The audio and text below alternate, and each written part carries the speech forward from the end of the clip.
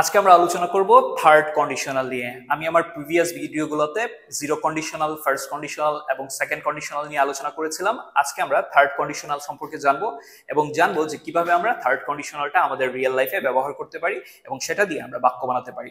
তো third conditional জিনিসটা কি সেটা আগে আমরা বুঝিয়ে ফেলি।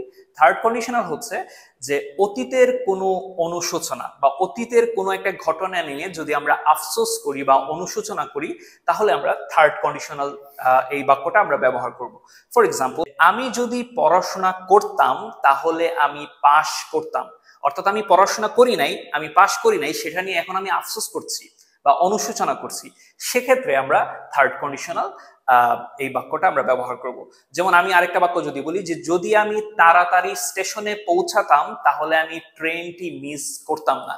সো এই যে বাক্যগুলো, এই বাক্যগুলোকে যদি আমরা ইংলিশে ট্রান্সলেট করতে চাই তাহলে আমাদেরকে থার্ড কন্ডিশনাল ব্যবহার করতে হবে।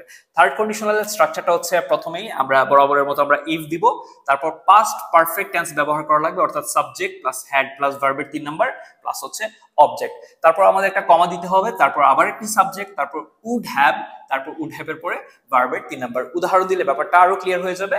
আমরা যে উদাহরণটা বলেছিলাম যে আমি যদি পড়াশোনা করতাম তাহলে আমি পরীক্ষায় পাশ করতাম, একটা অনুশোচনা। সো এটাকে যদি আমরা ইংলিশে ট্রান্সলেট করি আমরা বলতে পারি ইফ, যেহেতু past perfect tense, I had, এই হ্যাড, তারপর হচ্ছে ভার্বের 3 number studied. If I had studied, যদি আমি পড়াশোনা করতাম তাহলে আমি উড হ্যাভ পাস করতাম। তাহলে পাস হচ্ছে ভার্ব, পাসের সাথে আমাদের ইডি লাগবে, অর্থাৎ ভার্বের 3 number. I would have passed. If I had studied I would have passed. So এরকম যে অনুশোচনামূলক বা আফসোসমূলক যে বাক্যগুলো রয়েছে বা যে শর্তযুক্ত বাক্য রয়েছে সেক্ষেত্রে আমরা সবসময় থার্ড কন্ডিশনাল বাক্যগুলো ইউজ করব। ধন্যবাদ সবাইকে।